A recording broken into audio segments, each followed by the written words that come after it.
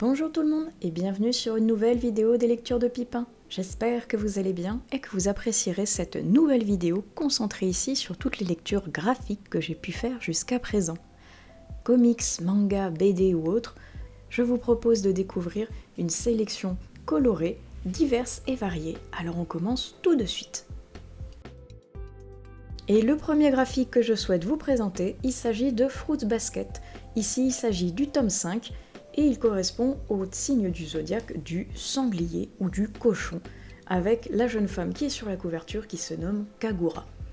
Alors je vous en avais parlé dans un ancien vlog si je ne me trompe pas, il s'agit toujours d'une même relecture que j'aime particulièrement, avec Toru qui est une jeune orpheline qui se voit recueillie par la famille Soma, dont certains membres sont dans le même lycée qu'elle. Mais la famille Soma, elle est bien étrange et elle a un secret. Chaque membre de la famille est maudit et se transforme en un signe du zodiaque chinois lorsqu'il a un contact avec le sexe opposé.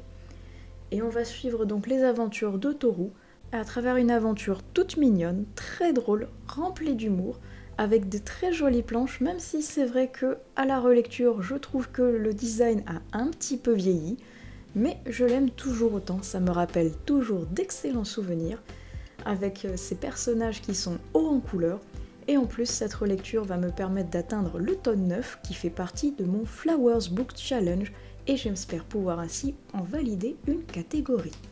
On passe ensuite à Frieren, que je ne sais toujours pas prononcer, mais on est arrivé maintenant au tome 2. Et le résumé original m'avait particulièrement attiré, parce que là on va suivre un groupe de héros qui vient de sauver le monde, mais que font des héros une fois qu'ils ont terminé leur quête principale? Et on va donc suivre notre petite elfe Frieren à travers des aventures où elle va devoir s'occuper, entre guillemets, car ses compagnons, eux, vieillissent, mais pas elle, parce que c'est une elfe. Et pour s'occuper, elle a décidé de collecter les sorts plus ou moins loufoques. Le tome 1 et le tome 2 étaient assez introductifs, mais je trouve que à partir de 3/4 du tome 2, on commence à avoir quelque chose d'assez punchy et qui commence presque à basculer, je dirais, vers une nouvelle quête. J'ai l'impression qu'un nouveau groupe se forme avec de nouveaux ennuis, notamment des ennemis du passé de Frieren qui reviennent à la surface. Donc, je suis curieuse, je vais récupérer le tome 3 à la médiathèque et continuer cette saga. On passe ensuite au manga qui s'appelle Pumpkin Night. C'est le premier tome pour public averti. Sachez que oui, c'est un énorme warning. C'est un manga ultra violent, ultra sanglant et donc très visuel. Donc je vais vous passer assez vite les planches que je vais vous présenter parce que je ne suis pas sûre que YouTube apprécie de voir ce contenu très violent. Et comme j'ai pas envie de me faire censurer, voire même refuser la vidéo, je vais donc passer très vite les planches et vous m'en excuserez j'espère parce que comme je sais pas tout à fait ce que je peux montrer ou pas, je préfère rester sur ce petit plan fixe de la couverture avec les dents de notre citrouille qui sont assez shiny pour espérer que YouTube donc ne me censure pas. Et donc ce manga sanglant, qu'est-ce que c'est ? Pour le résumer, on va suivre une jeune fille qui s'est faite harceler par des camarades de lycée. Elle a été internée en hôpital psychiatrique mais elle s'est enfuie et depuis elle cherche à se venger de ses bourreaux en les traquant et en les tuant de manière plutôt exotique, mais toujours de manière très violente, excessivement sanglante. Elle n'est là que pour la vengeance, elle n'est là que pour les faire souffrir et nous offrir un spectacle d'une violence et d'un gore gratuit sans merci. Donc vraiment un manga à ne pas mettre entre toutes les mains. On passe à quelque chose d'un peu moins sanglant et de plus calme avec un super shonen qui s'appelle Silence. C'est le premier tome et c'est un mangaka français qui l'a fait. Et comme vous pouvez le voir au niveau du titre et au niveau des images, c'est un manga silencieux. Car nous sommes dans un monde où les créatures ont pris le pouvoir et les humains doivent se terrer sous terre le plus silencieusement possible car ils remontent à la surface pour faire des raids, pour trouver de quoi survivre au niveau de vivres, de vêtements et compagnie. Ils doivent le faire le plus silencieusement possible car il y a des monstres maintenant qui peuplent la Terre, et ces monstres se repèrent au bruit pour fondre sur leur proie et les dévorer. Donc c'est un manga que je trouvais super original parce que chaque personnage va parler avec le langage des signes, et je voulais voir comment le mangaka avait réussi à créer cet exploit, et c'est vraiment plutôt bien fait. Il y a pas mal de rebondissements malgré le fait que ce premier tome soit donc une petite introduction au monde, mais ça bouge déjà pas mal avec des planches vachement punchy, très dynamiques, un joli trait, et quelque chose me dit que ça va aller crescendo dans cette saga. Je crois que pour le moment il n'y a que 2 tomes de sortie, mais honnêtement, quand je suis arrivée à la fin de ce premier tome, oh, ça coupe sur une première révélation qui, je pense, va entraîner un second tome assez dynamique lui aussi, avec de nombreux rebondissements et révélations. J'ai très hâte déjà de les découvrir. Et à la fin de ce premier tome, on a également un petit bestiaire qui reprend justement les premiers monstres que l'on peut croiser et qui nous explique un petit peu plus ce qui s'est passé dans le monde et le concept d'être donc silencieux. Ensuite, je vous avais parlé de cette saga que j'avais commencé l'an dernier, qui s'appelle Elle, et c'est une saga en 3 tomes. Il me restait que les tomes 2 et 3 à découvrir pour pouvoir la terminer, et c'est toujours aussi beau, toujours aussi coloré, avec un design qui me fait toujours penser un petit peu à Code Lyoko, et j'aime vraiment beaucoup les planches qui nous en mettent plein les yeux avec ces magnifiques couleurs. Et pour ce qui est du résumé, on va suivre Elle, qui est donc une jeune fille qui a un trouble de la personnalité et qui a plusieurs personnalités, plusieurs alters qui vont faire surface au fur et à mesure, soit de manière joyeuse, soit de manière timide, renfermée, bagarreuse, courageuse. Elle a plusieurs personnalités qui ont plusieurs tempéraments qui vont faire surface en fonction de ses besoins dans une situation quelconque. Et on va en apprendre un peu plus sur la dernière personnalité que l'on avait quittée au tome 1, qui est Bleue, qui a l'air d'être une meneuse et qui a fait surface en enfermant toutes les autres personnalités pour rester au pouvoir. Alors j'avoue que j'étais assez étonnée de la tournure qu'a pris cette saga à partir de la fin de la moitié du tome 2. On est parti sur autre chose que je ne peux pas vous révéler, sinon ça va vous gâcher déjà le plaisir et vous spoiler complètement la saga. Et c'était une bonne idée, mais ça ne reprend pas finalement l'idée principale qu'il y avait derrière ce tome, et c'était un petit peu triste de ce point de vue-là. Ça reste quand même une très jolie saga avec de beaux messages derrière, avec un visuel toujours aussi magnifique et coloré, mais donc je m'attendais à un petit peu plus, et surtout à ce qu'on reste dans la même optique que ce qui était annoncé au niveau du premier tome. Donc j'ai bien aimé, mais en même temps j'ai été un tout petit peu déçue, il est vrai. On passe maintenant à un roman graphique, parce qu'il est quand même assez conséquent. Il s'appelle Le printemps suivant. C'est le premier tome de la duologie qui s'appelle Vent lointain de Margot Motin. Et j'aimais beaucoup le design de cette autrice qui avait notamment fait l'adaptation de tous les Jane Austen, notamment Orgueil et préjugés, Raison et sentiments et compagnie. Elle les a adaptés avec son design à elle et j'avais beaucoup aimé, je le trouve très beau, très frais, dynamique et surtout très drôle. Et quand j'ai vu qu'elle avait une BD, ou donc un roman graphique complet à ma médiathèque, j'ai craqué, j'ai sauté sur l'occasion. Et là on va suivre sa vie à elle, une vie chaotique on peut dire, avec ses enfants et son mari, à travers des planches qui sont magnifiques, qui sont composées à la fois de BD style classique, avec des planches uniques, avec des doubles pages magnifiques, avec des côtés un peu colorés ou noir et blanc ou pastel qui viennent alimenter le tout et le dynamiser.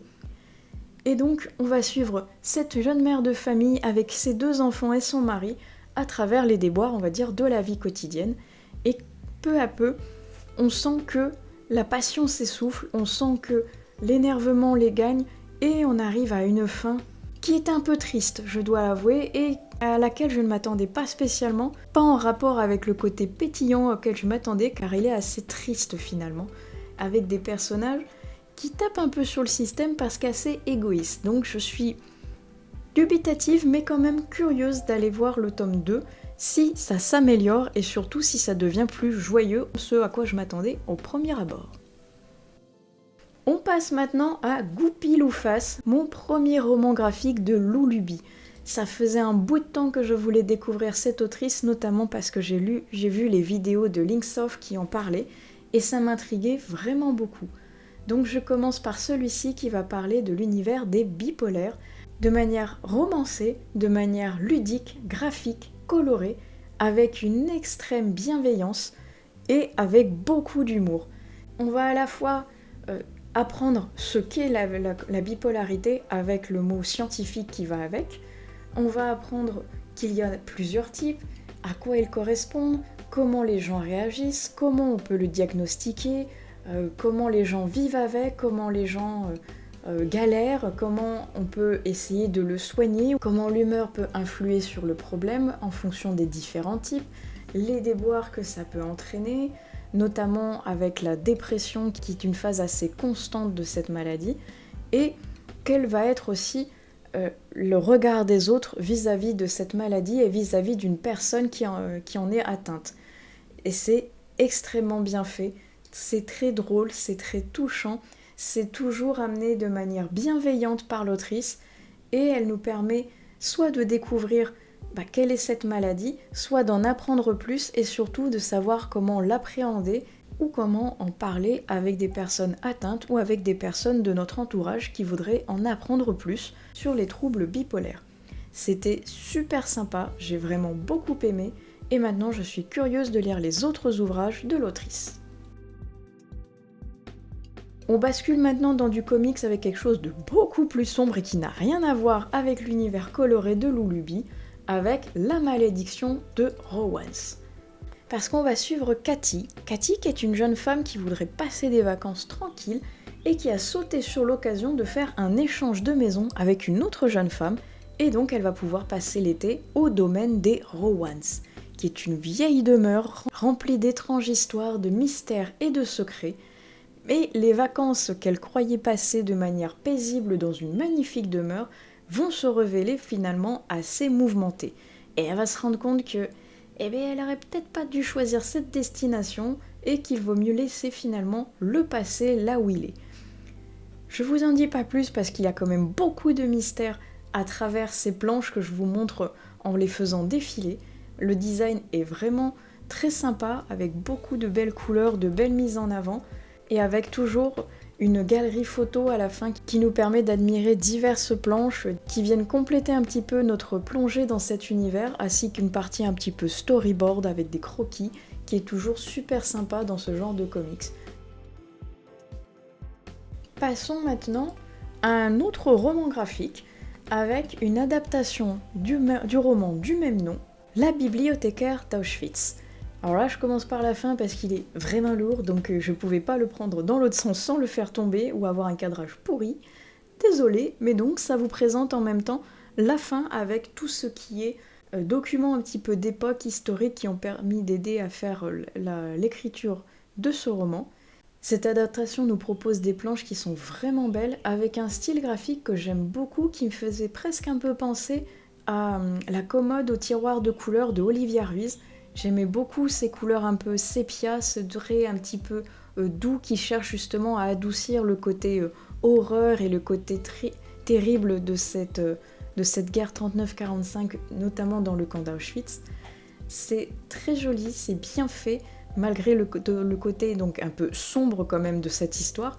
Je n'ai donc pas l'élément de comparaison avec le dit roman, mais en tout cas cette version en BD m'a vraiment beaucoup plu.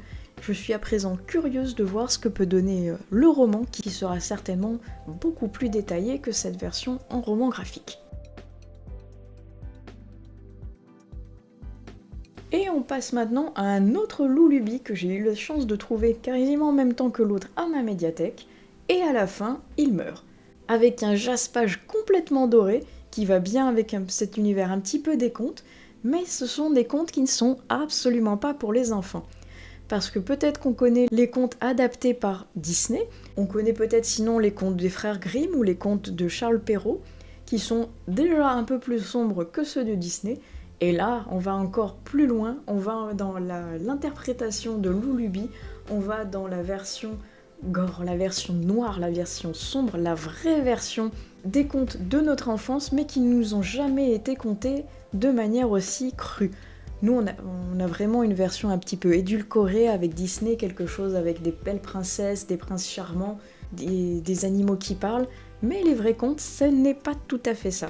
Et Lulubi, elle nous l'apprend avec humour, avec toujours un style particulier, avec une plume qui allie à la fois le drôle, le sombre, le cru, et qui nous explique en même temps parce qu'on est vraiment censé connaître au niveau des contes et que nos enfants ne connaissent pas parce que c'est pas tout à fait à mettre dans leurs mains. Donc c'est très sympa, elle allie les styles un petit peu différents entre BD rigolote, personnages un peu plus mangaesques. Je ne sais même pas si ce terme existe, mais qu'importe. C'est un beau bébé à lire, mais c'est une lecture qui prend assez peu de temps finalement, car on rigole à toutes les pages, il se dévore et on apprend beaucoup de choses au niveau des contes, au niveau de leur écriture et au niveau au final des inspirations que les auteurs originaux ont pris à droite à gauche qui viennent alimenter un petit peu plus l'ouvrage de Lulubi. Donc ça rejoint un petit peu ce que je disais avec Goupil-ou-Face. J'aime beaucoup ce que fait cette autrice et maintenant je suis très curieuse de continuer ma découverte de ce qu'elle fait, notamment avec une œuvre qu'elle a sur les HPI qui m'intéresse tout particulièrement et que j'espère trouver à ma médiathèque très rapidement.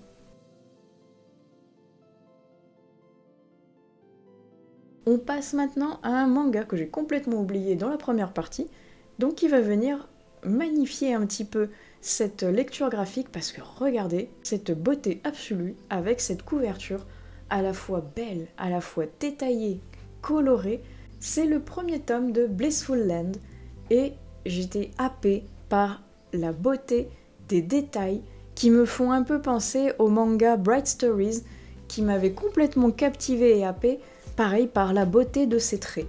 Et j'ai beaucoup aimé également l'originalité de ce manga parce que ça va se passer déjà au Tibet. Donc un peu comme Bright Stories qui était au fin fond de la Mongolie, là on va s'intéresser au Tibet qui est un pays qu'on ne voit pas beaucoup je trouve au niveau des mangas. Et là on va suivre un apprenti médecin qui va faire la connaissance de sa fiancée qui vient de contrées vraiment lointaines, donc qui n'a pas les mêmes mœurs, qui n'a pas les mêmes coutumes que lui. Et ils vont apprendre à s'apprivoiser, à se connaître. Et elle va essayer d'apprendre en même temps un petit peu quel est son métier à travers la cueillette d'herbes médicinales, la préparation de remèdes, la préparation de cataplasmes, de plats traditionnels, le tout dans une ambiance vraiment chaleureuse, bienveillante, magnifique, qui nous fait voyager et qui nous en apprend beaucoup sur ce Tibet d'antan avec un graphisme absolument merveilleux que j'ai vraiment beaucoup aimé. J'en ai vraiment pris plein les yeux et j'ai hâte d'en reprendre plein les yeux à travers le tome 2. On passe ensuite à une BD ou un roman graphique, je ne sais pas, on va plutôt dire que c'est une BD qui s'appelle Jolies Ténèbres. Alors ne vous fiez pas à cette adorable couverture avec ce petit personnage beaucoup trop mignon, il faut vraiment plus se fier au titre Jolies Ténèbres parce que c'est une BD qui est finalement assez sombre. On pourrait penser à un petit côté Arrietty, avec ces petits personnages que l'on va suivre à travers la nature, qui vont avoir des grandes aventures, mais finalement ça va être des aventures plutôt assez glauques. Parce que le personnage que l'on a vu juste à présent, une petite fille, voilà, comme vous pouvez le voir, elle va pas très bien finalement cette petite fille. Je ne vous en dis pas plus, je vous laisse admirer les magnifiques planches, dont les tons changent en fonction des pages, quelque chose d'un peu plus rouge ou d'un peu plus vert ou d'un peu plus bleuté, suivant l'ambiance du lieu. C'est vraiment très sympa. C'est assez sombre, donc je pense que ça ne va pas plaire à tout le monde, et c'est vraiment pas pour tous les publics non plus. Mais j'en avais entendu parler, je crois, sur la chaîne de l'Enluminé, qui en avait dit du bien, et quand je suis tombée dessus à ma médiathèque, ça m'a fait un tilt, et j'ai voulu absolument le prendre et le découvrir. Et j'ai bien fait, parce que j'ai trouvé ça super original, assez sombre, mais finalement très sympathique à lire, avec ces petites bouilles de personnages qui détonnent complètement dans ces magnifiques paysages, à l'ambiance assez glauque et sombre. C'était une très belle aventure, et je ne regrette absolument pas d'avoir écouté l'Enluminé et de l'avoir découvert. Et voilà, avec Jolies Ténèbres, je termine ce vlog graphique. Je vous en ai montré de toutes les couleurs, de tous les styles, de presque tous les pays en fait, à travers des mangas, des comics, des BD ou des romans graphiques, à travers des pages colorées ou en noir et blanc. Ça vous donne un petit aperçu de tout ce que j'ai pu lire jusqu'à présent qui m'ont permis donc d'alimenter un vlog 100% lecture graphique. J'espère que vous aurez découvert plein de nouveaux titres qui vous auront plu à travers ce blog. N'hésitez pas comme d'habitude à utiliser la section des commentaires pour qu'on en discute tous ensemble sur ce format, sur ces lectures, bref. Racontez-moi tout, est-ce que vous avez déjà lu certains de ces titres? Moi en attendant, je vais vous laisser ici. Et je vous dis à plus tard sur une autre vidéo des lectures de Pipin. Allez, ciao!